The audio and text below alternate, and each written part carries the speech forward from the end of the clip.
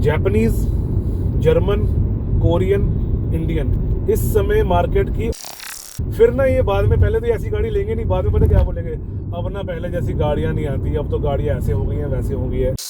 बात करते हैं कंक्लूजन के बारे में, क्यों ये गाड़ी बिकती नहीं है। एंड इसी वजह से ना इस गाड़ी को लिटरली लोग काउंट तक ही नहीं करते अपने किसी मतलब डिसीजन के अंदर ना। MG एस्टर एक ऐसी गाड़ी जो मुझे लगता है सेगमेंट में सबसे अच्छा इंटीरियर प्रोवाइड करती है, अच्छी राइड क्वालिटी है, अच्छे फीचर्स हैं एंड एज अ पैकेज काफ़ी ज़्यादा VFM प्रोडक्ट है। लेकिन उसके बावजूद इस गाड़ी की सेल्स नहीं है, क्योंकि हमारे देश में सोने और पीतल में ज़्यादा फ़र्क नहीं है एंड लोग अपनी चॉइस से नहीं, सामने वाले की चॉइस से गाड़ी खरीदते हैं। आज की वीडियो में हम बात करेंगे क्यों MG एस्टर अपने सेगमेंट में सबसे ज़्यादा अंडररेटेड प्रोडक्ट है एंड क्यों मुझे लगता है कि इस गाड़ी की सेल्स बढ़नी चाहिए। मेरा नाम है गगनप्रीत सिंह, आप लोग देख रहे हैं spare wheel and let's begin.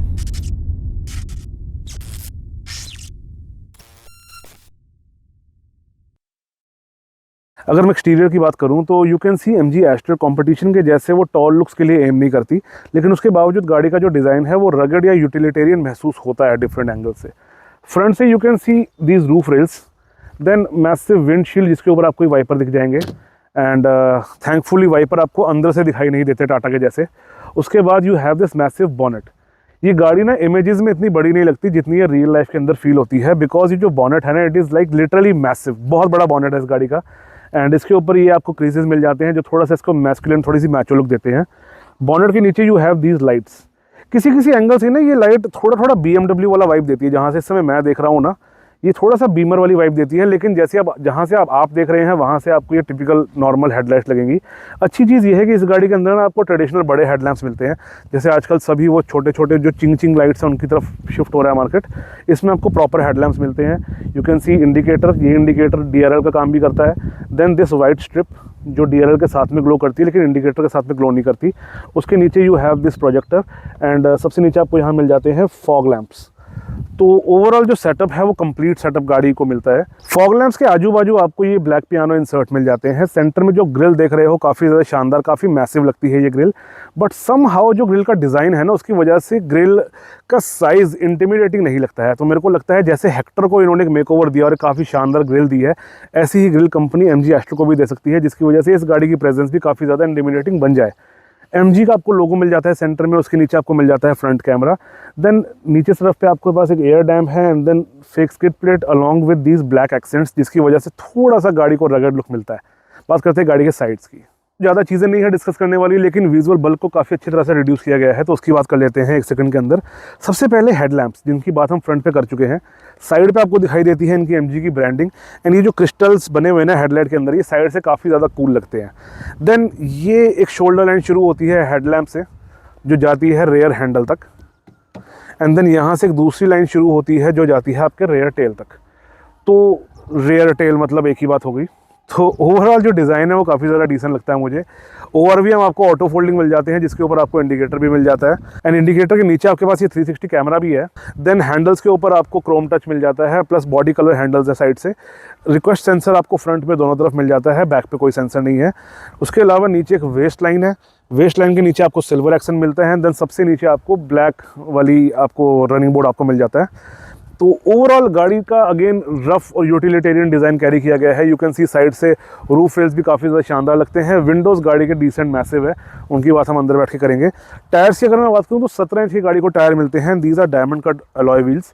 MG Hector की वीडियो में मैंने बात करी थी कि हेक्टर के टायर्स गाड़ी के साइज़ के हिसाब से थोड़े छोटे लगते हैं, लेकिन एस्टर के अंदर गाड़ी के टायर्स काफ़ी डिसेंट लगते हैं। मेरे को लगता है अगर इनके ऊपर थोड़ा सा हम ऑफ रोड वाला टायर चढ़ा दें तो गाड़ी की लुक और ज़्यादा निखर के बाहर आएगी, बट चलिए that is a personal preference. बात कर लेते हैं गाड़ी के रेयर की। एंड रेयर पे भी गाड़ी के रगड वाइब को कंटिन्यू किया गया है। On the top you can see black piano shark fin antenna on this white car, high mounted stop lamp, rear defogger, rear wiper, massive tail lamp जिसके अंदर आपको LED and then the styled elements मिल जाते हैं। तो ये देखने में काफ़ी ज़्यादा शानदार लगते हैं। एक्चुअली फ्रंट भी ऐसी ही है और रेयर भी ऐसी है, तो ये उन रेयर गाड़ियों में से एक है जहाँ फ्रंट और रेयर लाइट्स का डिज़ाइन ऑलमोस्ट सिमेट्रिकल सा है, सेम देखने में लगता है, लेकिन यस जो शेप है काफ़ी ज़्यादा डिफरेंस उसमें रहेगा ही रहेगा। देन सेंटर में यू कैन सी MG का शानदार सा बड़ा लोगो, एस्टर की बैजिंग, वहाँ पर ZS लिख रखा है। देन ये MG 100 ईयर्स वाला आपको बैज मिल जाता है। इसके नीचे हमारे पास जो बम्पर है उसके अंदर आपको 3 पार्किंग सेंसर्स मिल जाते हैं एंड साइड्स के ऊपर you can see rear fog lamp, reflector भी साथ में ही है। Then this black piano housing भी है। तो ओवरऑल मल्टीपल चीज़ों का यूज़ करके इसके बल्क को घटाया गया है एंड विजुअली गाड़ी काफ़ी ज़्यादा अपीलिंग लगती है। सबसे नीचे you can C fake exhaust and fake skid plates. तो ओवरऑल गाड़ी का रेयर देखने में काफ़ी ज़्यादा शानदार है। बात कर लेते हैं गाड़ी के बूट की। एंड बूट में जाने से पहले आपको एक चीज़ दिखाना चाहूँगा। अगर आप इस गाड़ी को इस एंगल से देखो जहाँ से मैं आपको दिखाने की कोशिश कर रहा हूँ, तो ये थोड़ा थोड़ा ना फर्स्ट जनरेशन क्रेटा वाली वाइब देती है, a little bit from this side. And ये है गाड़ी का rear end as you can see कि बहुत सारी बकरियाँ आ चुकी हैं यहाँ पे घास खाने। लेकिन कमिंग बैक टू एस्टर, यहाँ पर ना कोई लैच वगैरह की जगह नहीं मिलती यहाँ पर आपको उसको खोलने के लिए। तो उसको खोलने का तरीका है ये। एंड ये चीज़ ना मैंने पहले कहीं देखी है लेकिन मुझे याद नहीं आ रहा। तो मेरे साथ साथ ये लोग भी बात कर रहे हैं आज, ठीक है, वीडियो के अंदर। इनकी बात को इग्नोर करना, सिर्फ मेरी बात को सुनना। And this is the boot of the car. Around 448 litres का आपको बूट मिल जाता है गाड़ी के अंदर। एंड लाइट शाम को इल्यूमिनेशन के लिए। तो ओवरऑल जो शेप है वो स्क्वायर है। जो लोडिंग लिप है थोड़ा सा हाई महसूस होने वाला है आपको, बिकॉज यस गाड़ी अब जैसे जैसे बड़ी होती जा रही है तो लोडिंग लिप गाड़ियों के हाई होते जा रहे हैं। तो 448 लीटर्स का बूट स्पेस है। अगर मैं मैक्सिमम साइज़ सूटकेस की बात करूँ तो शायद एक ही आएगा, बाकी छोटी मोटी चीज़ें साथ में आ जाएंगी। अगर मैं मीडियम साइज़ सूटकेस की बात करूँ तो 2 आ जाएंगे, साथ में अगेन छोटा मोटा सामान आ जाएगा। छोटे सूटकेस 3 आराम से आ जाएंगे, उसके साथ भी छोटा मोटा सामान आ जाएगा। तो this is your tray. Tray के नीचे आपको मिल जाता है स्पेयर व्हील, जो कि अलॉय नहीं है, एंड टूल्स वगैरह सब बीच में रखे हुए हैं। बाय द वे अगर आप ध्यान से देखो ना तो ट्रे स्पेयर व्हील के मुकाबले काफ़ी ज़्यादा ऊपर है, मतलब इस लेवल पर है। तो यहाँ छोटा मोटा सामान की जगह बच जाती है। तो मेरे को लगता है कंपनी थोड़ा सा बेटर इसको मैनेज कर सकती थी। इसके अलावा साइड पे ये कभी पॉकेट्स बन रखी है दोनों तरफ, और ये नेट लग रखा है जिसमें आपका सामान टिका रहेगा। अगर आप छोटा मोटा सामान यहाँ पर डालना चाहो तो मैनेजमेंट के लिए सामान यहाँ पे डिसेंट जगह दे रखी है।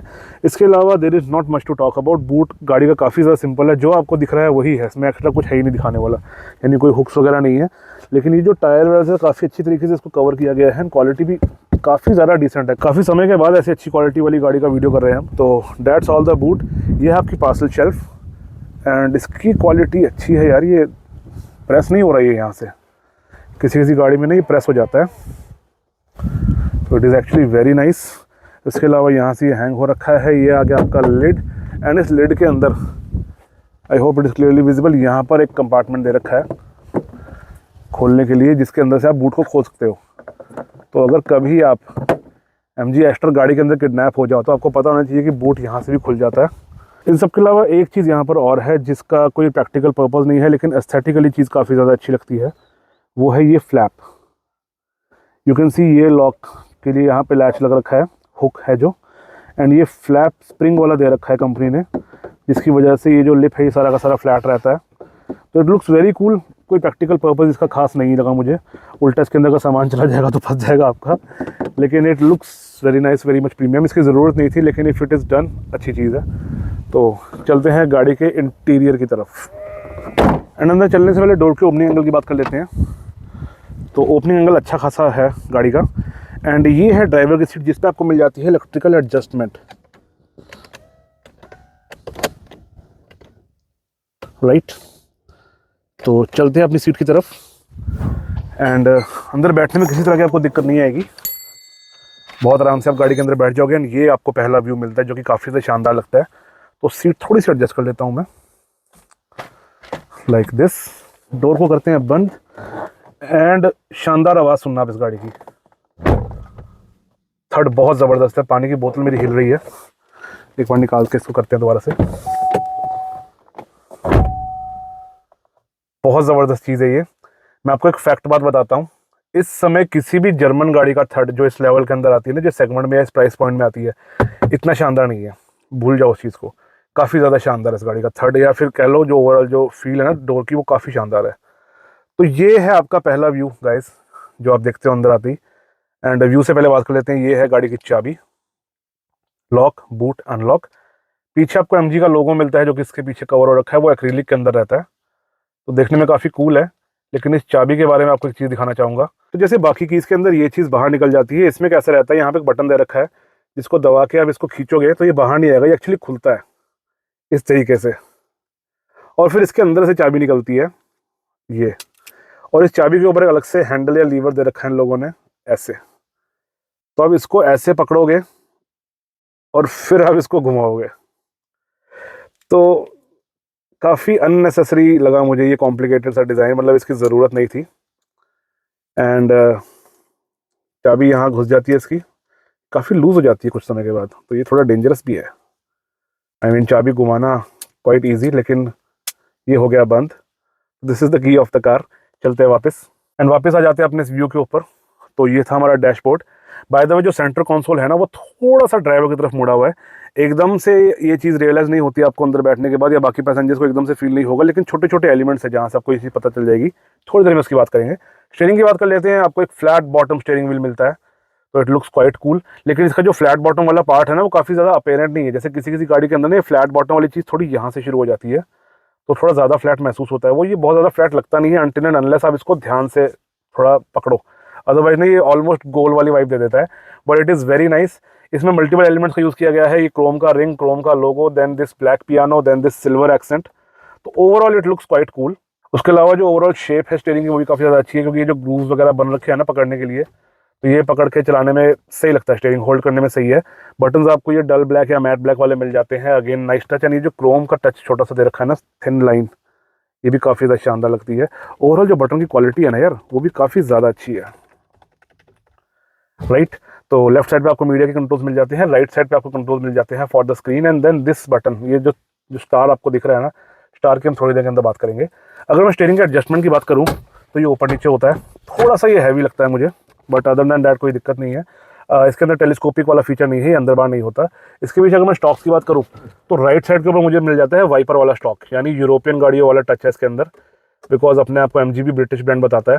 तो ये आपको मिल जाता है for wiper, and on the left side मुझे मिल जाता है फॉर लाइट। एंड इस पर्टिकुलर मॉडल में MG एस्टर सिलेक्ट CVT, यहाँ पर आपको ऑटो हेडलैम्प्स मिल जाते हैं। एंड इन्होंने एक बहुत खास टच दे रखा है, ये हल्का सा ना यहाँ पे ये मतलब एक ग्रूव सा दे रखा है, जिससे आपको पता चलता है कि इसकी जो डिफ़ॉल्ट पोजीशन है वो कहाँ होनी चाहिए।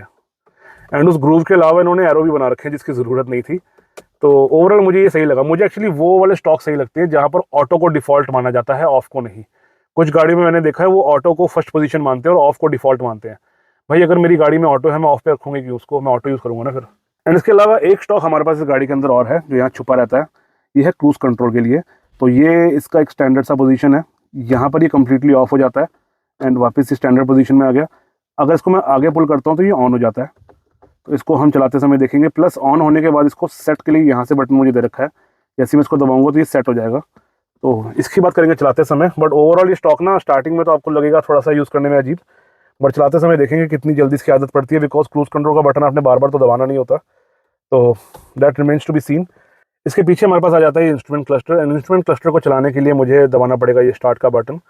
तो इस बटन के ऊपर ना आपको ये 2 डब्बियाँ दिख रही होंगी। तो सीन क्या है कि जब मैं इसको एक बार दबाता हूँ तो ये आता है ऑरेंज, दूसरी बार दबाता हूँ तो ये आता है ग्रीन। एंड एनिमेशन काफ़ी फास्ट थी इसकी, तो ये एकदम से निकल गई। दोबारा करते हैं, गुड बाय। एक बार दबाते हैं ऑरेंज, एंड दूसरी बार दबाते हैं तो ये आ गई हमारी MG की animation. This is the fastest animation I have seen in any car. तो ये हमारा टोटल व्यू आ जाता है। एंड करते हैं गाड़ी को एक बार स्टार्ट। बहुत ही एफर्टलेस तरीके से गाड़ी स्टार्ट हो जाती है और आपको पता भी नहीं चलता कि कार आपकी स्टार्ट हो रखी है। राइट नाउ ये सर्विस के लिए मुझे बता रहा है। तो एक एक करके सारी इन्फॉर्मेशन की बात कर लेते हैं। ऑन द लेफ्ट साइड मेरे पास आ जाता है speed, on the right side मेरे पास आ जाते हैं RPM। एंड अगर मैं थोड़ी सी रेस दूँ तो यू कैन सी ये वाला जो बार है ये भी ग्रो करता है, तो इट लुक्स वेरी कूल। इसी तरह का एक बार ना, जैसे ये जो लाइन सी बनती जा रही है ना, ये इस तरफ स्पीड के ऊपर भी आता है जब हम गाड़ी को चलाते हैं। आई विल रिकमेंड आप सिर्फ इसके ऊपर ध्यान दें, उसके ऊपर ध्यान ना दें, वरना उसको खींचने के चक्कर में आप गाड़ी मैक्सिमम भगा दोगे। चलो सेंटर में मुझे इस समय दिखा रहा है मेरी गाड़ी। चलो उसके नीचे यहाँ पर मेरे पास फ्यूल है, इस तरफ मेरे पास टेम्परेचर है, and that is all the sides information. Hand brake का आइकन भी आपको यहीं दिखाई दे रहा है। आई थिंक लाइट्स की आइकन भी, अच्छा लाइट्स के आइकन आपको ऊपर मिलते हैं। Okay, indicator is on each side, लेकिन जो मेन लाइट्स है वो आपको यहाँ पे ऊपर मिल जाती हैं। जैसे फॉग लैम्प चल रहा है ना, या कोई भी चीज़ अगर चल रही है तो इसका आइकन आपको ऊपर दिख जाता है। लाइट को कर देते हैं बंद ताकि इसकी ब्राइटनेस वापस आ जाए। अभी आपको दिख रही है गाड़ी, ये दिखाई दे रहा है लॉक का स्टेटस, दिखाई दे रहा है आपको लाइट्स का स्टेटस एंड डोर का स्टेटस। तो जैसे मैं गाड़ी का दरवाज़ा खोलता हूँ, एक दरवाज़ा मेरा खुल गया है, एंड अगर मैं इसको बंद करूँ तो ये चला गया है। लेकिन जब मैं गाड़ी को चलाऊंगा ना तो यहाँ पर ये वाला चीज़ अलग से ग्लो करती है कि अगर डोर खुला रहता है तो। इसके अलावा ये आ गया लाइट्स का आइकन, अगर मेरी लाइट्स ऑन है या नहीं, या लॉक का आइकन है, तो एक बार लॉक का बटन दबाते हैं। Nice, very nice. चलिए, इसके ऊपर यहाँ पे यू कैन सी कुछ आइकन्स बन रखे हैं। तो अगर मैं इसको साइड में करता हूँ तो ये आ गए मेरे notifications, service vehicle soon and immediately, यानी गाड़ी की सर्विस ड्यू है। इसके अलावा मेरे पास यहाँ पे ब्राइटनेस और नेक्स्ट सर्विस की डेट है, तो ये बता रहा है 0 किलोमीटर पे ये हो रखा है। एंड इसके अलावा ये आ गई मेरी गाड़ी, तो गाड़ी से रिलेटेड इन्फॉर्मेशन मेरे को यहाँ मिलेगी। एंड ये जो आपको अलग से आइकन दिखा रहा है ना ऊपर एक्सक्लेमेशन वाला, ये नोटिफिकेशन का है। उसके नीचे जो आइकन आ रहा है वो क्रूज कंट्रोल का है। तो क्योंकि क्रूज कंट्रोल मैंने इस समय अपनी डिफॉल्ट पोजीशन पे कर रखा है, अगर मैं इसको पीछे कर देता हूँ, यानी अगर मैं इसको बंद करता हूँ कम्प्लीटली, तो मेरा क्रूज कंट्रोल का आइकन चला गया। और देखो ASL सिस्टम स्टैंड बाई पे चला गया। तो अब इस सेंटर स्क्रीन को थोड़ा सा ड्रैग करते हैं, एक बार नीचे करते हैं, तो ये दिखा रहा है करंट जर्नी। सुबह से मैं गाड़ी को 40 किलोमीटर चला चुका हूँ, मेरे को 11 का एवरेज मिला है। लेकिन ड्राइव के समय आप देखना ये एवरेज था नहीं, एक्चुअल में ज़्यादा था, क्योंकि गाड़ी खड़ी है यहाँ बहुत देर से, तो इसको भी काउंट कर रहा है। ये आ गया मेरा अक्यूमुलेटेड टोटल। तो अक्यूमुलेटेड टोटल और जो करंट जर्नी है ना, इसमें थोड़ा सा डिफरेंस रहता है। अक्यूमुलेटेड टोटल का टाइमिंग के हिसाब से कुछ होता है कि पिछले 4-6 घंटे के अंदर का सीन रहता है ये। एग्जैक्टली मुझे इसका आइडिया नहीं है। देखो, ये तो जो आप गाड़ी खरीदोगे तब आपके काम आएगा। पर्सनली मुझे फ़र्क नहीं पड़ता इन चीज़ों से। आपको यहाँ दिखा रहा है डिस्टेंस, टाइम दिखा रहा है, एवरेज स्पीड दिखा रहा है और ये किलोमीटर दिखा रहा है। इसके नीचे चलते हैं तो ये आपका टायर प्रेशर दिखा रहा है। मुझे इस समय मेरा टायर प्रेशर चारों में नॉर्मल दिखा रहा है, छोटा मोटा ऊपर नीचे है, बट इससे कोई ज़्यादा फर्क नहीं पड़ता, बहुत ज़्यादा डिफरेंस नहीं होना चाहिए। ये दिखा रहा है मुझे बैटरी की वोल्टेज, यानी कार के अंदर जो बैटरी है वो कितनी वोल्ट पे है, क्योंकि अभी वो चार्ज हो रही है ना, इसलिए अभी वो 13 से ऊपर जा रखा है। जैसे मैं गाड़ी को बंद करूँगा ना, मेरे को लगता है थोड़ी नीचे आ जानी चाहिए। Good bye. तो ये अभी मैंने ऑन कर दिया गाड़ी को दोबारा से। ट्रैक्शन कंट्रोल वो सब के आइकन आ गए हैं। अब देखो बैटरी का आइकन, अरे भाई तू हट ले, ये थोड़े से अनोइंग है। ये ना आ जाता है, अब ये आएगा, इसके बाद एक और आएगा अभी, सर्विस व्हीकल इमीडिएटली वाला। अबे जल्दी बोल, कल सुबह पनवेल निकलना है। तो ये आ गया हमारा, चला गया। अब देखो ये 13 के अंदर आ रहा है, क्यों? क्योंकि गाड़ी हमारी स्टार्ट नहीं है। जैसे मैं गाड़ी को स्टार्ट करूंगा तो एक बार कम हुआ, लेकिन अभी ये बढ़ जाएगा।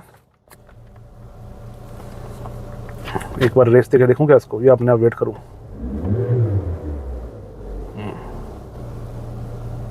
हार है वापस ना, तो मेरे को तो ये लगता है थोड़ी देर के अंदर देखो ये बहुत ज़्यादा बढ़ गया अपने आप ही। अभी मतलब रेस से बड़ा है या जैसी भी, कहने का मतलब है जब आप इसको ड्राइव करोगे ना तो ये 13 से ऊपर रहेगा, बिकॉज बैटरी चार्ज हो रही है। तो that's the thing. I think इसने अपने आप कहीं से ना 30 उठा लिया है। इसको पता है कि 30 की स्पीड लिमिट है इस एरिया के अंदर जहाँ पर मैं हूँ, but I don't know how. तो मुझे आइडिया नहीं है इस गाड़ी के अंदर GPS है या नहीं है। तो that's most of the thing.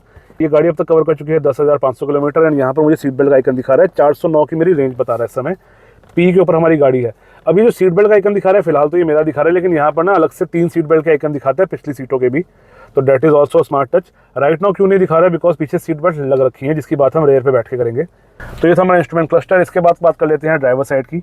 तो यहाँ पर मुझे मिल जाता है कंट्रोल फॉर दिस ORVM। इसको अगर मैं नीचे करता हूँ तो ये फोल्ड हो गया है, खोल देता हूँ। एंड अगर आप इसको ध्यान से देखो तो यहाँ पर एक आइकन बन रखा है which is for blind spot detection. Now it is visible. तो जब कोई मेरे ब्लाइंड स्पॉट के अंदर होता है तो ये आइकन ग्लो कर जाता है। इसके अलावा यहाँ पर मेरे को हेडलाइट लेवलिंग का एडजस्टमेंट मिल जाता है, ऊपर हेडलाइट करनी की नीचे करनी है। देन यहाँ पर ये आई थिंक कार्ड होल्डर की जगह है मेरे पास, if I am not wrong. उसके नीचे this is to open the bonnet and this is to open the fuel lid. नीचे मुझे 2 पैडल मिलते हैं बिकॉज इस समय मैं ऑटोमेटिक गाड़ी के अंदर बैठा हूँ। This is the CVT variant. तो ये आपका एक्सेलरेटर है एंड ये आपकी ब्रेक है। राइट, डोर की बात कर लेते हैं। तो ये हो गया आपका लॉक एंड अनलॉक का स्विच, जो कि तभी चलेगा ऑब्वियसली जब गाड़ी का दरवाज़ा बंद रहेगा। ये आपका लैच, भाई साहब बहुत ही ऑसम क्वालिटी का लैच है। काफ़ी समय के बाद ऐसा लैच यूज़ किया है मैंने। And silver accent, then this I will say kind of light beige या ऑफ वाइट ट्रीटमेंट। ठीक है, this is soft touch, this is also soft touch. आपके चारों बटन आपको मिल जाते हैं। आई एम नॉट श्योर ये इल्यूमिनेटेड है। एंड यहाँ पर आपको थोड़ी जगह मिल जाती है इसको पकड़ के बंद करने के लिए, थोड़ी जगह आपको नीचे मिल जाती है। इसकी थोड़ी देर के अंदर बात करेंगे हम। स्पीकर ग्रिल, तो दैट्स ऑल। 1 टच डाउन है इसके अंदर एंड 1 टच अप भी है, बाकी में नहीं है। चलिए, ये होगी हमारी गाड़ी लॉक। इन सब के अलावा एक फीचर और है इस गाड़ी का जो मैं आपको दिखाना चाहता हूँ, दिस बटन। तो अगर मैं यहाँ प्रेस करता हूँ तो ये कॉल लगा देगा MG को, एंड MG का कॉल बैक मुझे आ जाता है, मोस्टली उसी टाइम आ जाता है। अभी देखते कब आता है। मैंने अभी बटन को प्रेस किया है, तो चाहे तो एक बार और दबा दें। आई डू नॉट नो, हम जहाँ पर ये जो कनेक्टिविटी दिखा रहा है ये मेरे फ़ोन की दिखा रहा है या अपनी दिखा रहा है, I have no idea about it, but I will press it again and it says your message request has been sent. या कॉल आ गया, एक बार बात करते हैं। Hello, MG Motor India. You pressed informative call. How can I help you? Hi, good afternoon sir. Do you speak Hindi? जी sir, Hindi में बात कर सकते हैं। राइट सर, एक्चुअली मैं ना गाड़ी का टेस्ट ड्राइव कर रहा था, तो ये बटन मेरे को दिखा, मैंने दबाया तो आपका कॉल आ गया मुझे। तो मैं जानना चाहता था ये बटन जो है ये क्या क्या काम के लिए आएगा मेरे को, मतलब क्या यूज़ में आएगा? श्योर सर, मैं डेफिनेटली आपकी इसमें हेल्प करूंगा। तो सर, अगर आपको सर रोड साइड असिस्टेंस चाहिए, आपकी गाड़ी का टायर फ्लैट हो जाता है, गाड़ी बंद हो जाती है, ओके, जनरल असिस्टेंस चाहिए, तो इस चीज़ के लिए ये काम आएगा। आप इसको 24/7 यूज़ कर सकते हैं थ्रू आउट इंडिया। ओके। तो मतलब ये सारी जो सर्विसेज हैं ये फिर फ्री रहती हैं गाड़ी के उसमें या कैसे रहती हैं मतलब? ये सर फ्री सर्विस है sir, road side assistance free provide की जाती है आपको। कब तक फ्री रहेगी सर ये, कितने सालों तक? इसकी वैलिडिटी होती है 5 years होता है सर। ओके, नाइस, ठीक है, चलिए। Right, and you are talking from MG directly, right? Yes, I am talking from MG directly sir.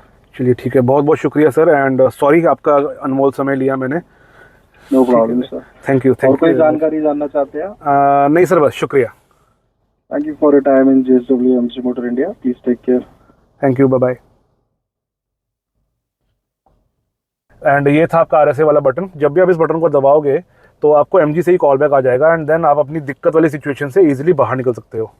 अब बात कर लेते हैं AC वेंट्स के बारे में। तो जो सेंटर के AC वेंट्स है वो आपको दोनों देखने में एक जैसे लगते हैं। तो ये इस तरीके से बंद कर दिए और इस तरीके से स्टार्ट हो गए। सिमिलरली ये इस तरीके से बंद होते हैं। अच्छा, ये दोनों एक ही डायरेक्शन में बंद होते हैं। किसी किसी गाड़ी के अंदर ना ये ऑपोजिट वे में बंद होते हैं, तो इसके अंदर दोनों एक ही डायरेक्शन में है। सेंटर में आपको ये बटन मिल जाता है for hazard, and you can सी इसके ऊपर भी कोई सिल्वर टच मिल जाता है, थोड़ा शाइनी वाला, एंड देन ये थोड़ा सा मैट सिल्वर सा टच मिल जाता है। तो ये दो अलग अलग शेड्स है जो कैमरा में एक जैसे लग रहे हैं। अब शायद थोड़ा क्लियर हो रहा होगा कि ये वाला यहाँ से शाइनी है, यहाँ पे ये मैट है। एंड जो साइड वाले AC वेंट्स हैं वो मुझे एक जैसे मिलते हैं। तो यहाँ पे ऊपर आपको पियानो टच मिल जाता है, यहाँ पर अगेन ये सिल्वर एक्सेंट मिल जाता है थोड़ा सा। एंड ये काफ़ी अच्छी चीज़ इन्होंने बनाई है, लेकिन ना ये it is more like funky देखने में। यूज़ करने में ये वैसे ही है जैसे बाकी AC वेंट्स होते हैं, but it is very nice. Funky सा डिज़ाइन दे रखा है गाड़ी को। ये घूमता भी है, अरे पीछे वाला घूमता है इसका। सही है। चलो, मुझे तो हमेशा से ऐसे फंकी AC वेंट्स पसंद है, खासकर गोल वाले जो कम्प्लीटली घूमते हैं। ये जो ऊपर नॉब दे रखी है ना, बेसिकली ये इसकी हवा के प्रेशर को रोकने के लिए है। तो आप इससे इसको कंट्रोल कर सकते हो इंडिविजुअल स्पीड, या इसको अगर बंद करना है तो मैंने बंद कर दिया है, राइट। तो ये दोनों एक जैसे एक तरफ हैं, एंड सेंटर वाले ऑलमोस्ट एक जैसे हैं, लेकिन थोड़ी देर में बात करेंगे। AC वेंट्स के बाद अब थोड़ी सी टेक की बात कर लेते हैं। तो सबसे ऊपर आपको ये दिख रहा होगा टॉय। तो ये MG ने अपनी तरफ से एक आपको AI असिस्टेंट सा दे रखा है, जो कि किसी किसी वेरिएंट में बात करता है। डू नॉट नो ये मेरी गाड़ी में बात क्यों नहीं कर रहा है, या ये बात करता ही नहीं है शायद। बट अगर मैं इसको बुलाता हूँ तो ये हल्का सा मेरी तरफ मुड़ने की कोशिश करता है। Hello Astor. तो देखो, इसने मेरी तरफ मुंडी घुमा ली अपने आप ही, राइट। अब ये कैसे काम करता है, ऑनेस्टली स्पीकिंग मैंने ट्राई किया, लेकिन मुझे इसका मुझे ये यूज़ करना नहीं आया। तो अगर आपको इसके बारे में पता है, अब डेफिनेटली मुझे बताओ। मैं डेफिनेटली सीखना चाहूँगा कि ये कैसे काम करता है, बिकॉज ये काफ़ी कूल है। और अगर आपको ये नहीं पसंद कि आपकी तरफ देख रहा था, उसकी मुंडी घुमा सकते हो ऐसे, लेकिन ये थोड़ी देर बाद शायद वापस आ जाएगा अगर मैं उसको बुलाऊंगा तो। हेलो एस्टर, आ गया वापस, है ना। तो ये कुछ चीज़ें करता है। और अगर मैं इससे बोलूँगा हेलो एस्टर, हाँ एस्टर, अभी गुस्सा करके guys, hello Astor, open sunroof. तो इसने सनरूफ खोलनी शुरू कर दी, लेकिन अभी मुझे सनरूफ नहीं खोलनी है, बाद में उसकी बात करेंगे। तो ऐसे ही काम करता है। और भी छोटे मोटे फंक्शन हैं, लेकिन देखो मोस्टली ना यार ये चीज़ गिमिक है, ये बस बच्चों को पसंद आएगी, छोटा मोटा कुछ लोगों को पसंद आएगी जिनको ऐसे गैजेट्स का शौक है। ये अच्छा लग रहा है मुझे भी, लेकिन ये थोड़ा सा और प्रैक्टिकल होता तो ज़्यादा मज़ा आता, अदरवाइज़ इसकी ज़रूरत नहीं थी। बाकी हाँ, ये मुंडी घुमाने वाला फीचर इसका सही है, वहाँ देख भाई। चलो राइट, नीचे स्क्रीन की बात कर लेते हैं, स्टार ऑफ द शो। तो स्क्रीन MG की गाड़ियों में आप सबको पता है हमेशा से अच्छी रहती है। इसके अंदर भी आपको अच्छी खासी स्क्रीन मिलती है। आई थिंक ये 10 इंच की स्क्रीन है, बट नंबर्स आप इंटरनेट के ऊपर देख सकते हो। पॉइंट इज़ काफ़ी शानदार लगती है स्क्रीन देखने में, और इसकी जो रीडेबिलिटी है, जैसे इस समय हम धूप के अंदर बैठे हुए हैं तब भी स्क्रीन काफ़ी अच्छी तरह से दिखाई दे रही है। तो that's the good part about it. Weather, navigation, music, AC वो सब इसी के अंदर आप यहीं से करोगे। AC के कंट्रोल्स आपको इसी के अंदर से एडजस्ट करना पड़ेगा। तो ये आपको कुछ लोगों को लगेगा कि थोड़ा सा ये अनोइंग है, हालांकि इस स्क्रीन के ना आपको बटन मिल जाते हैं यहाँ नीचे। तो जो चीज़ आप यहाँ स्क्रीन में कर रहे हो ना, उनमें से मेन चीज़ें यहाँ बटन से भी हो जाती है, जिसकी हम थोड़ी देर के अंदर बात करते हैं। तो अगर मैं एसी में ही जाता हूँ ना तो देखो एमजी के हेक्टर के अंदर ही मैंने ये बात करी थी कि इस पर जहाँ पे आप टच करते हो ना वहाँ पर एसी का फ्लो हो जाता है। तो ये मेरी सीट बन रखी है, मुझे पैरों में हवा चाहिए तो मैंने यहाँ पैर पे क्लिक कर दिया और अब मुझे पैरों में हवा आ रही है। सिमिलरली अगर मुझे ऊपर शीशे पे चाहिए डिफॉगर टाइप तो अब ये हवा ऊपर कर दी इसने। तो ओवरऑल ये जो फीचर्स है ना, छोटे मोटे जो गिमिक्स हैं, एमजी इनको सबसे अच्छे तरीके से एग्जीक्यूट करता है। इसके अलावा ये मेरा टेम्परेचर है और ये मेरे फ़ैन की स्पीड है। और वाह यार, इट इज़ वेरी मच, मतलब क्या बोलते हैं इसको, सेंसिटिव काफ़ी ज़्यादा ही है।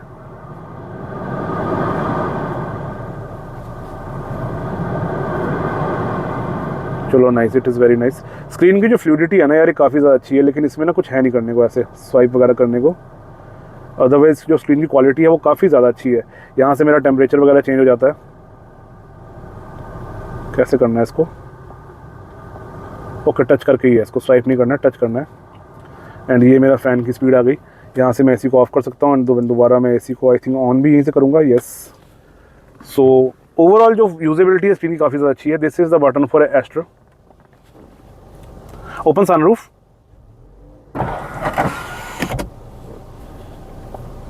Close sunroof. तो इट वर्क्स एवरी टाइम, लेकिन मुझे इसके फीचर ना भी पता नहीं है। तो दैट्स एवरीथिंग गाइस।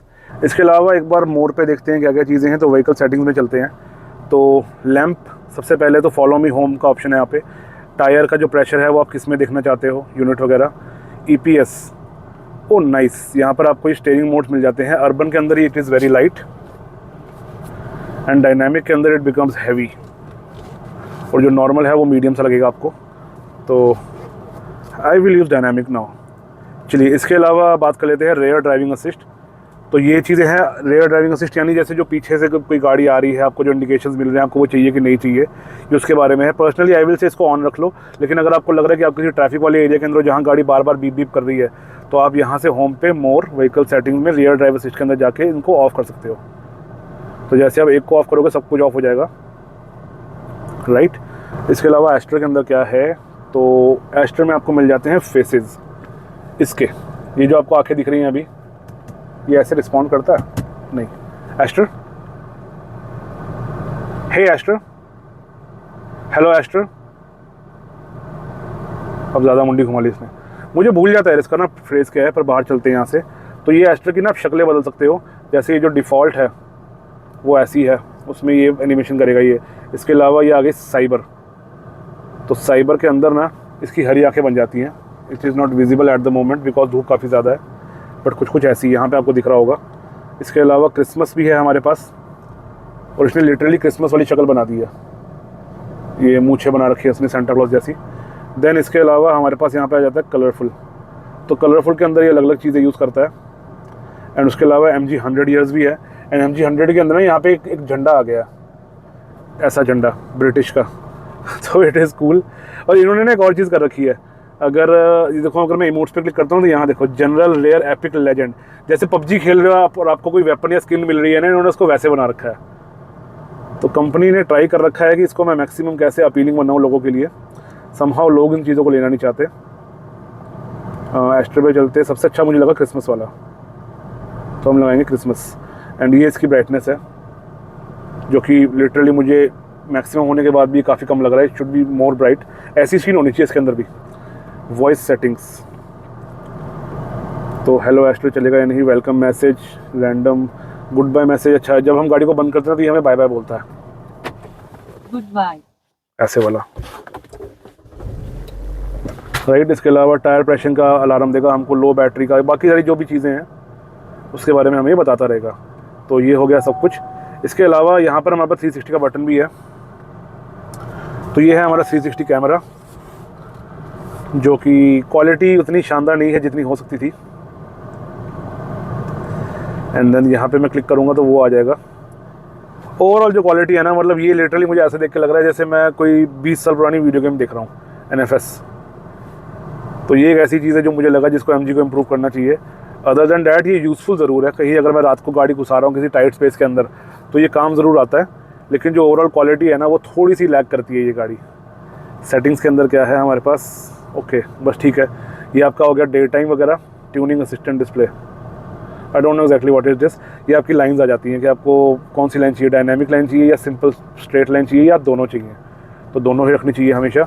अब जैसे मैंने घुमा दिया है तो ये वाली मेरी स्ट्रेट लाइंस है कलरफुल, और ये जो वाइट वाली बेंड हो चुकी है यहाँ पर, ये मेरी डायनामिक लाइन है। ठीक है, तो ये था आपका 360 कैमरा। इसके अलावा यहीं पे नेविगेशन या म्यूज़िक वगैरह के ऊपर आप क्लिक कर सकते हो। ओवरऑल जो क्वालिटी है डिस्प्ले की वो काफ़ी ज़्यादा शानदार है। नीचे चलते हैं तो हमें कुछ बटन मिल जाते हैं। कुछ बटन हैं वो एक ही डायरेक्शन में काम करते हैं, जैसे होम का बटन, लेकिन कुछ बटन हैं जो ऊपर से भी काम करते हैं और नीचे से भी काम करते हैं।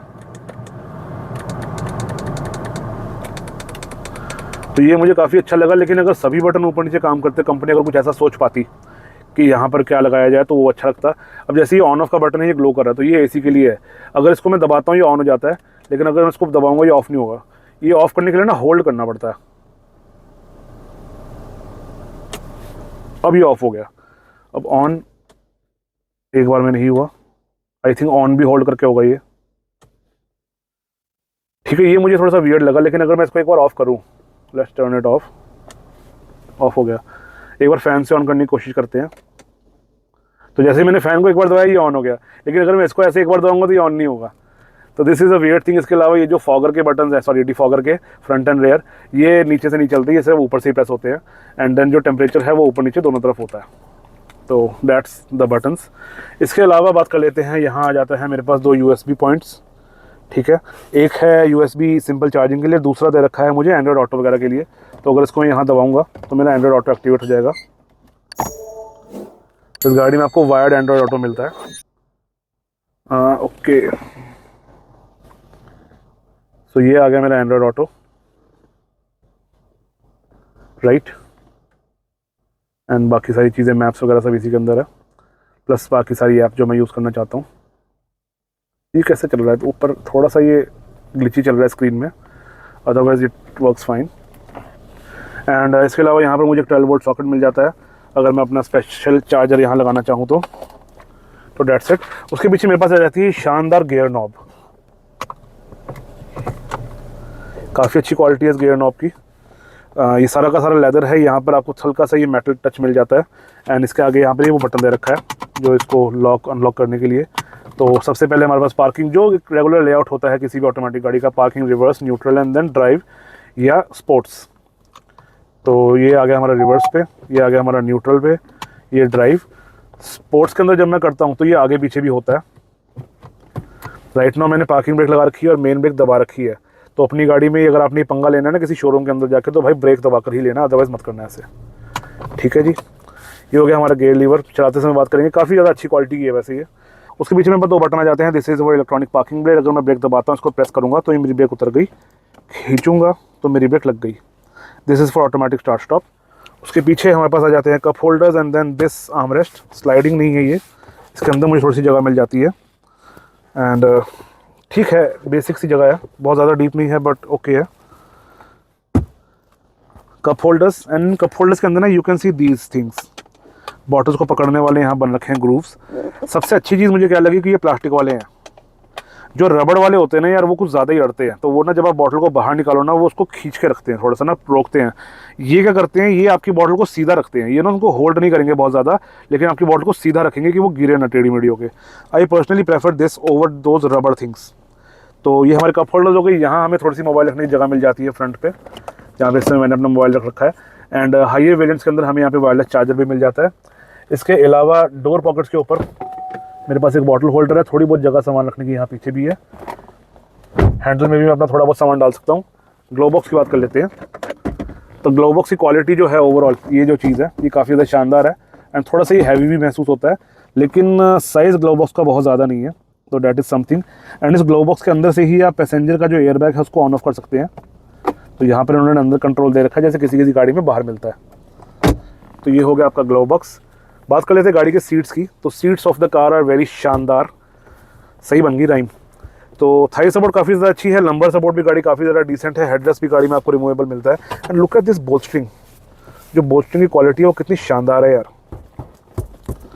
शानदार सीटें मिलती है आपको उस गाड़ी के अंदर। हाई इवेंट्स में आपको वेंटिलेटेड सीट्स भी मिल जाती हैं। एंड जो मेरी पैसेंजर सीट है फ्रंट पे, वो मैनुअली एडजस्टेबल है। जो मेरी सीट है, जैसे मैं आपको दिखा चुका हूँ, ये इलेक्ट्रॉनिकली एडजस्टेबल है विद दिस बटन। इसके अलावा अगर मैं रूफ लैंडिंग की बात करूँ तो ये हमारे पास आ जाते हैं ये आपके वाइज़र।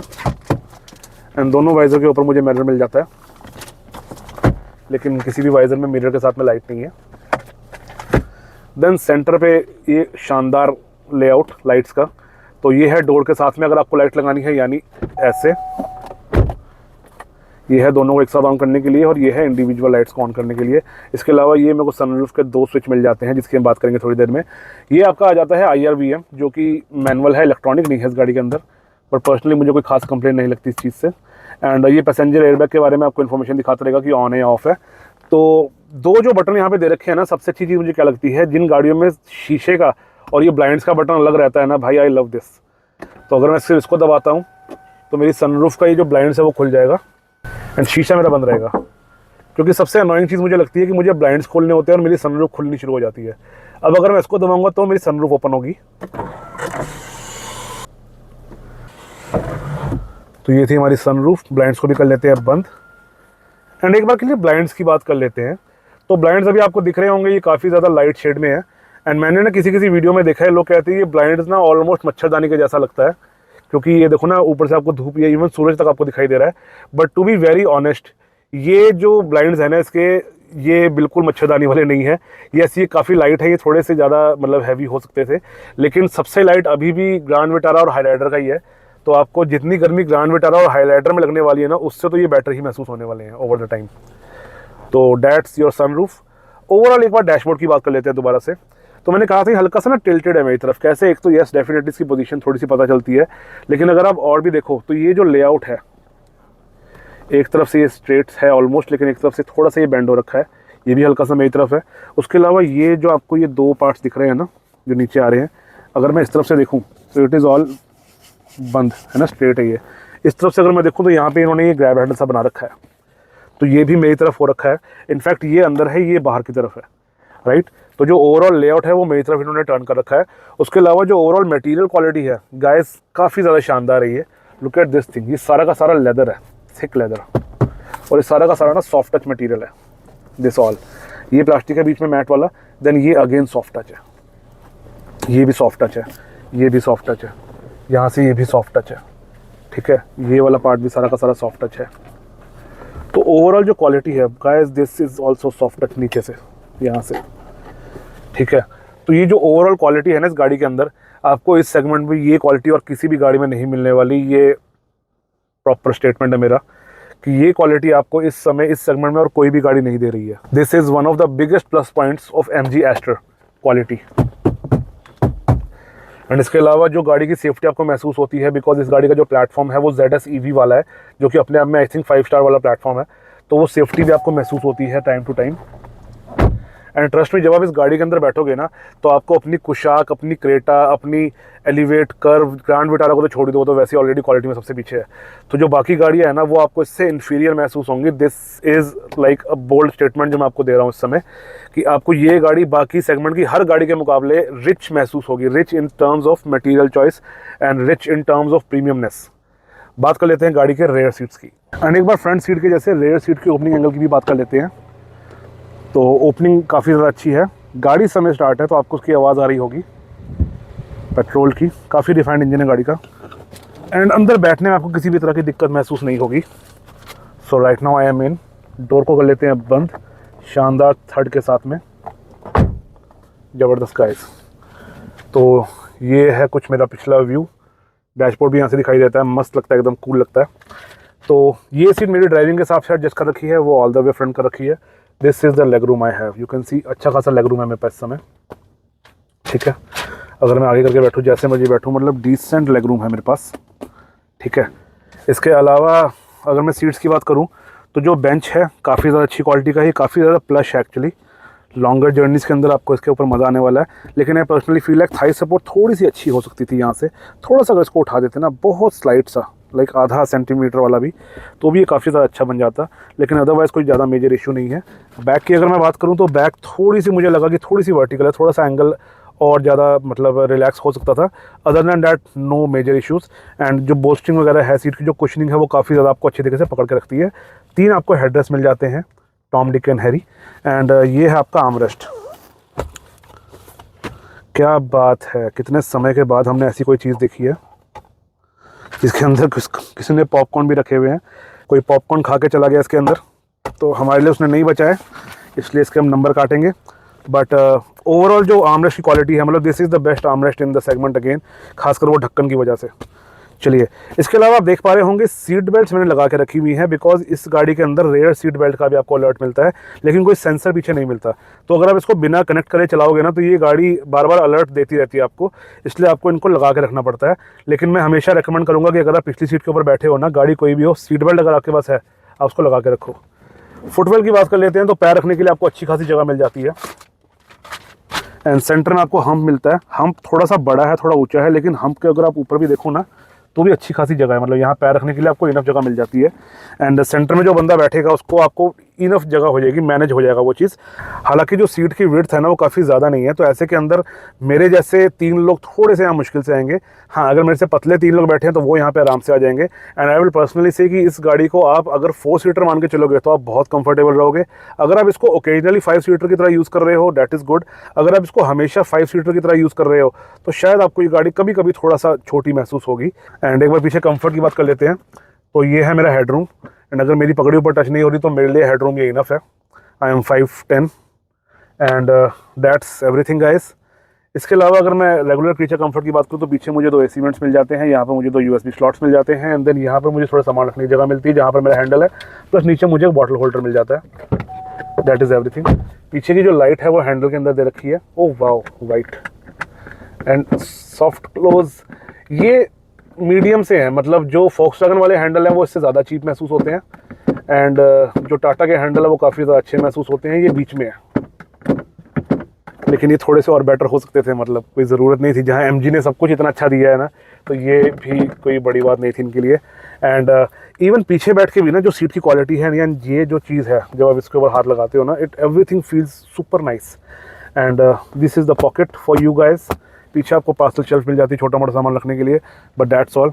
अब गाड़ी को चला के देखते हैं। एंड सबसे पहले सीट बेल्ट, बिकॉज आपकी सेफ्टी आपके हाथ में है, तो करते हैं इसको ड्राइव पे। एंड सबसे पहले ब्रेक लग रखी है, ब्रेक को हटाते हैं। तो जैसे ही मैं कुछ नहीं प्रेस कर रहा अभी, ना एक्सेलरेटर ना ब्रेक, क्रीप फंक्शन चल रहा है गाड़ी का, बिकॉज इट इज़ CVT, तो अपने आप से जो गाड़ी मूव करती है, यू कैन सी, यानी ट्रैफिक के अंदर आपको किसी तरह की दिक्कत नहीं आएगी, सबसे अच्छी चीज़। लेकिन कुछ ज़्यादा ही स्लो है ये, और ये मतलब बहुत जो बिल्कुल बम्पर टू बम्पर ट्रैफिक है नहीं, उसके अंदर थोड़ा काम का है।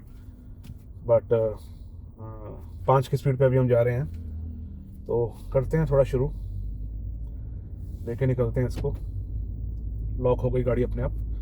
एंड जब आप इस गाड़ी को लेके निकलते हो ना, जो पहली चीज़ आप नोटिस करोगे वो है इस गाड़ी की क्वालिटी ओवरऑल, जो एक रिचनेस है, एक फील है, it is very good, it is actually very good. And ये वाला फील ना आजकल गाड़ियों के अंदर आना बंद हो चुका है। अगर मैं एक गाड़ी का नाम लूँ जो काफ़ी क्लोज है इसके, that would be Tata curve. उसका रीज़न क्या है कि वो भी गाड़ी भारी है, और उसका भी अंदर का जो मटेरियल है, जो ओवरऑल क्वालिटी है, वो गाड़ी की काफ़ी अच्छी है। अदरवाइज जितनी भी बाकी गाड़ियाँ हैं, elevate, Creta, Seltos, Kushaq, tycoon, ये अनफॉर्चुनेटली अब थोड़ा हल्का महसूस होना शुरू हो चुकी है। तो गाड़ी की राइड क्वालिटी ना, मतलब अंदर बैठते ही आपको प्रीमियमनेस वाला एहसास आ जाता है। तो प्रैक्टिकल चीज़ों की भी बात कर लेते हैं। अगर मैं व्यूइंग एंगल्स की बात करूं तो व्यूइंग एंगल्स गाड़ी के डिसेंट है, but I will be very honest with you guys, ये जो शीशा है ना, इसमें पिछला जो व्यू आता है थोड़ा सा वो बेटर हो सकता था। अब उसका रीज़न ये है कि पीछे हमको 3 हेडरेस्ट मिलते हैं, और इस समय ना तीनों हेडरेस्ट उठ रखे हैं, तो मुझे बहुत अच्छा व्यू नहीं आ रहा। तो अगर आप पीछे बंदा बिठाते हो तो मेक श्योर उनके उतरने के बाद आप हेडरेस्ट गाड़ी के नीचे कर लो। अब बाकी गाड़ियों में क्या होता है, हेडरेस्ट होता ही नहीं है, तो ये ऐसी चीज़ है जो फीचर है, लेकिन हाँ, अगर आप इसको सही से यूज़ नहीं करोगे थोड़ा सा आपको फील होगा कि थोड़ा सा अनोइंग लगता है कई बार ये। अदरवाइज व्यूइंग एंगल गाड़ी की काफ़ी डिसेंट है, एंड शीशे भी काफ़ी ज़्यादा वाइड है, तो ऐसा कोई खास दिक्कत नहीं आती। सिलेक्ट मॉडल के अंदर अभी हम बैठे हुए हैं, इसके अंदर ना ब्लाइंड स्पॉट मॉनिटर भी आता है, तो ये अगेन काफ़ी अच्छी चीज़ है। जैसे पीछे अगर कोई गाड़ी एकदम से आएगी मेरे ब्लाइंड स्पॉट के अंदर, तो वो मुझे आइकन ग्लो करके दिख जाएगा, जैसे मैंने आपको पहले बताया था। तो उस वजह से भी आपका जो ओवरऑल एक्सपीरियंस है ना व्यूइंग का, वो एनहांस हो जाता है। बिकॉज अगर कोई चीज़ आपके पीछे ऐसी जगह पर भी है जहाँ से आपको दिख नहीं रही है, तो भी आप उस चीज़ को अंदाज़ा लगा सकते हो कि यहाँ पर कुछ आ रहा है। फ्रंट की अगर मैं बात करूँ ना, तो मैं इस समय काफ़ी नीचे होकर बैठ रखा हूँ। अगर मैं अपनी सीट को ऊपर कर लूँ तब तो व्यूइंग एंगल काफ़ी अच्छे हो जाते हैं। इनफैक्ट तब तो किसी भी रेगुलर गाड़ी की तरह आपको इसके व्यूइंग एंगल लगेंगे, जैसे क्रेटा, सेल्टोस, एलिवेट वगैरह के जैसे। लेकिन मुझे थोड़ा नीचे करके चलाने की आदत है। एंड पर्सनली स्पीकिंग, जैसे मैं ये गाड़ी कल शाम से चला रहा हूँ तो ये हाथ पे चढ़ चुकी है। अब मुझे ना सोचना नहीं पड़ता कि आगे मुझे दिख रहा है कि नहीं दिख रहा। हालांकि सबसे नीचे होने के बाद भी अभी मैं बिल्कुल लोएस्ट पोजीशन पे हूँ, इससे नीचे मैं नहीं जा सकता, मुझे अभी भी अपना बॉनेट दिख रहा है। तो ये गाड़ी देखने में ऐसी लगती है कि इसमें वो एसयूवी वाली बात नहीं है, लेकिन ये ऊंची फील हो जाती है अंदर बैठ के थोड़ा सा, मतलब it is very slight but होता है फील। इसके अलावा अगर मैं suspension, ride quality and handling की बात करूँ तो सस्पेंशन गाड़ी का मुझे थोड़ा सा सॉफ्टर साइड पे लगा। एंड ये अच्छा वाला सॉफ्ट है, यानी वैसा नहीं है कि गाड़ी हाईवे के ऊपर एकदम से ऐसे उड़ती हुई जा रही है जैसे क्रेटा या एक दो गाड़ियाँ हो जाती हैं। इसका अपनी जगह पे मुझे काफ़ी सही लगा। अगर मैं इसको किसी से कंपेयर करना चाहूँ तो आई विल से, अभी जैसे रिसेंटली हमने कुशाक चलाई थी ना, कुशाक के मुकाबले पर्सनली आई फील ये थोड़ी सी ज़्यादा कंफर्टेबल महसूस होती है गाड़ी बाय डिफ़ॉल्ट। तो सस्पेंशन गाड़ी का काफ़ी ज़्यादा अच्छा है एंड राइड क्वालिटी भी उस वजह से काफ़ी अच्छी बनी रहती है। अगर मैं हैंडलिंग की बात करूँ तो ये गाड़ी की हैंडलिंग काफ़ी ज़्यादा शार्प नहीं है, लेकिन स्टिल एक डिसेंट कंट्रोल आपको इस गाड़ी के अंदर मिलता है। जैसे इस समय हम 80 पे जा रहे हैं, पेट्रोल गाड़ी है, 80 का पता भी नहीं चलता कब 80 पे पहुंच जाती है ये गाड़ी। एंड अगर मैं एकदम से क्विक लेन चेंजेस करूँ एंड उस सॉफ्ट सस्पेंशन की वजह से आपको थोड़ा सा बॉडी रोड महसूस हो सकता है टाइम टू टाइम। अगर मैं इसको ले लेता हूँ एकदम से इधर, तो इट इज़ क्वाइट मैनेजेबल, मतलब आप इसके साथ रह सकते हो बहुत ईजीली। अभी हम 80 पे जा रहे हैं और 80 पे तो मैं वैसे भी एडवाइस नहीं करता एकदम से बंदा लेन चेंज करे। हमेशा गाड़ी को ना सोच समझ के चलाओ, ध्यान से चलाओ। आपके आगे अगर कोई रुक रहा है आपको पता होना चाहिए बहुत पहले से, ये नहीं कि आप एकदम से एंड पे जाके गाड़ी मोड़ रहे हो। बट यस, कभी कभी मोड़नी पड़ती है, तो ऐसे केस के अंदर भी पीछे कोई नहीं आ रहा है। ये मैनेजेबल है गाड़ी काफ़ी ज़्यादा, मतलब I was not expecting it to be like this. मेरे को लग नहीं रहा था कि एस्टर इतनी राइड क्वालिटी वाइज डिसेंट रहेगी, but it is very good, it is actually very good. तो ओवरऑल जो राइड क्वालिटी है, हैंडलिंग है, इट इज़ गुड। शार्प नहीं कहूँगा मैं इसकी हैंडलिंग को, but it is very much decent. आपको मतलब किसी तरह की भी दिक्कत महसूस नहीं होगी। एंड इलेक्ट्रिक स्टीयरिंग है, स्लो स्पीड्स के ऊपर काफ़ी हल्का रहता है, हाई स्पीड्स पे ये काफ़ी हैवी हो गया है। अभी 80 पे है तो ये ना पता चल रहा है मुझे, मतलब इसके अंदर ना वो आ रखी है, एक रेजिस्टेंस आ रखा है इसके अंदर, तो that is again a nice thing. अभी गाड़ी चलाते हुए हमें 10 मिनट के आसपास हो रखे हैं। अभी माइलेज दिखा रहा है यहाँ पर 16 की। एंड यू कैन सी अभी मैं हाईवे के ऊपर ही हूँ, ये धीरे धीरे बढ़ता जा रहा है नंबर। अभी जस्ट कुछ मोमेंट पहले ही है ना, ये 15.5 था, तो इट इज़ इंक्रीजिंग। माइलेज की बात मैंने क्यों कही, क्योंकि अभी मैं गाड़ी को भगाने वाला हूँ और ये माइलेज खत्म हो जाएगी इसकी, लेकिन तब भी देखेंगे माइलेज कितनी आ रही है। सो बात करते हैं गाड़ी के परफॉर्मेंस की। तो ये गाड़ी को मिलता है 1.5 लीटर का petrol engine, naturally aspirated engine है, नो टर्बो शर्बो एनीथिंग। एंड ये गाड़ी प्रोड्यूस करती है तकरीबन 108 bhp और 144-45 न्यूटन मीटर ऑफ टॉर्क। तो नंबर्स भी काफ़ी ज़्यादा डिसेंट है। अगर मैं क्लोजेस्ट गाड़ी किसी की बात करूँ तो मेरे ख्याल से एलिवेट भी शायद सेम नंबर बनाती है, I could be wrong about it. And I think grand Vitara वगैरह जो है नेचुरल एस्पायरेटेड के अंदर, वो भी सेम नंबर्स है। तो ओवरऑल जो ये एक इस क्लास का जो स्टैंडर्ड नंबर है नेचुरल एस्पायरेटेड का, सेम आपको परफॉर्मेंस फिगर मिल जाते हैं। So there is nothing fancy, कोई खास चीज़ भी नहीं मिल रही, लेकिन आपको कुछ कम भी नहीं मिल रहा। नेचुरल एस्पायरेटेड में सब इंजन ऐसे कैसे हैं। परफॉर्मेंस वाइज अगर मैं बात करूँ तो यहाँ एज ऑफ नाउ मैं चला रहा हूँ CVT, और हम सबको पता है कि CVT जो होता है वो परफॉर्मेंस ओरिएंटेड गियरबॉक्स नहीं होता है, वो परफॉर्मेंस का ऑपोजिट होता है। तो CVT is more for reliability. And overall देखो, जैसे अगर मुझे XUV को ओवरटेक करना है ना, तो मैंने अभी मैं ड्राइव मोड में हूँ, मैं स्पोर्ट्स मोड में नहीं हूँ, तो गाड़ी एकदम से स्पीड पकड़ लेती है। इसमें रबर बैंड इफेक्ट डेफिनेटली है, CVT में रबर बैंड इफेक्ट होता है, यानी आप रेस देते हो तो RPM पहले उठ जाते हैं, गाड़ी रिस्पॉन्स बाद में करती है। अगर मैं और किसी ट्रांसमिशन की बात करूँ, चाहे वो मैनुअल है, चाहे वो टॉर्क कन्वर्टर है, चाहे वो TCT है, चाहे वो AMT है, सभी के अंदर साथ के साथ चलता है। लेकिन CVT के अंदर RPM पहले पहुंच जाते हैं, वहां पर आपकी सोच पहले पहुंच जाएगी, लेकिन आपकी स्पीड बाद में पहुंचेगी। Personally I don't feel like कि आपको इससे कोई दिक्कत होगी, बिकॉज अगर आप CVT ले रहे हो, देखो तो आप इसको ले रहे हो कन्वीनियंस के लिए, राइट। और ऐसे केस के अंदर मेरे को नहीं लगता अगर गाड़ी मतलब 0 to 100 2 सेकंड लेट करती है तो कोई बड़ी बात है। लेकिन एक बार इसको हम डालते हैं स्पोर्ट्स मोड पे। अभी हम 28 पे जा रहे हैं, ये मैंने दबा दिया पूरा।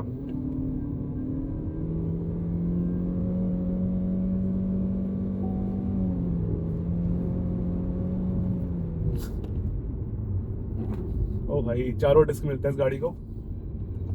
ये ना नंबर्स के हिसाब से लगेगा आपको कि आप बहुत स्लो गाड़ी के अंदर बैठे हुए, 144 Nm टॉर्क क्या ही होता है ना। या जैसे मैंने ना कुशाक वाली वीडियो के अंदर बात बोली थी, और मैं दोबारा यहाँ पर भी मैं उस बात को ही दोबारा एज अ बेस बताना चाहूँगा। अगर आप ऐसी गाड़ी ले रहे हो जिसकी पावर फिगर्स कम है ना, उसको ऑटोमेटिक के साथ ले लो। अब क्योंकि ये ऑटोमेटिक के साथ है, तो आपको ना खुद से, मेरे को मेहनत नहीं करनी पड़ती कि यार अरे यार भगानी है, चौथे से तीसरा करना पड़ेगा, तीसरे से दूसरा करना पड़ेगा। इसको मुझे सिर्फ रेस देना है, बाकी अपने आप खींच लेगा। जबकि ये CVT है, अगर ये टॉर्क कन्वर्टर रहता तो ये शायद ये और फास्ट होता, राइट। लेकिन CVT के अंदर भी ना मतलब गाड़ी इंस्टेंटली भाग जाती है। CVT वाला लैग है, लेकिन उसके बावजूद गाड़ी सही है। एक बार यहाँ गाड़ी को रोक के ना इसका 0 to 100 करते हैं। So now let us do a 0 to 100। गाड़ी हमारी हॉल्ट पे है, एसी हमारा ऑफ है एंड एक बार ले देते हैं हम। सो इन 3, 2 and 1।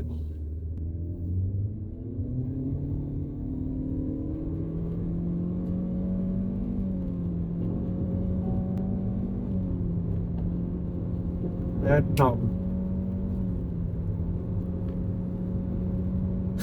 एक ही चीज है सीवीटी की, इंजन ना फुल आरपीएम पे रहता है, सही है। Performance is descent of this car. मतलब यस वही बात है, आपको ये हाइब्रिड या जो टर्बो चार्ज इंजन है ना उनके मुकाबले स्लो तो लगेगी, लेकिन डे टू डे परफॉर्मेंस इस गाड़ी की जो है ना, आप कभी कंप्लेन नहीं करोगे कि यार ये भाग नहीं रही, उठ नहीं रही, ये डिसेंट है। अगर आप इस गाड़ी के साथ मैनुअल लेते हो फिर तो आपको किसी तरह की दिक्कत नहीं रहेगी। अगर आप इसका लेते हो सीवीटी तो I am honest speaking I am okay with it, क्योंकि जो कन्वीनियंस मुझे मिल रही है उसके लिए जो छोटा सा ट्रेड ऑफ है ना, ये 1-2 सेकंड का जो लैग है, मैं उसके साथ रह सकता हूँ totally, I can totally live with it. और वो ऐसे है जैसे अभी मैं रेस देता हूँ, अब उठनी शुरू हुई है गाड़ी, बस इतना सा है, उसके बाद गाड़ी उठती ही रहती है। एंड अपने हायर रेव रेंज के अंदर इंजन थोड़ा सा वोकल आपको महसूस होता है, बट यार रिफाइनमेंट बहुत ज़बरदस्त है गाड़ी की। अगर मैं यहाँ गाड़ी को रोक लूँगा ना और गाड़ी को चलने दूंगा, ये गाड़ी जब अपने आइडल पे आ जाती है ना, कोई 700-800 आरपीएम पे होती है, पता ही नहीं चलता गाड़ी स्टार्ट है या बंद है। बहुत रिफाइंड इंजन है गाड़ी का। सॉफ्टवेयर परफॉर्मेंस एक बार ना इस गाड़ी को क्रूज कंट्रोल पे लगा के देखते हैं। तो सिर्फ इस लैच को खींचना है और आपने बटन दबाना है तो क्रूज लग जाता है। राइट नाउ वी आर 62, 61 हो रहा है, ये कम क्यों हो रहा है?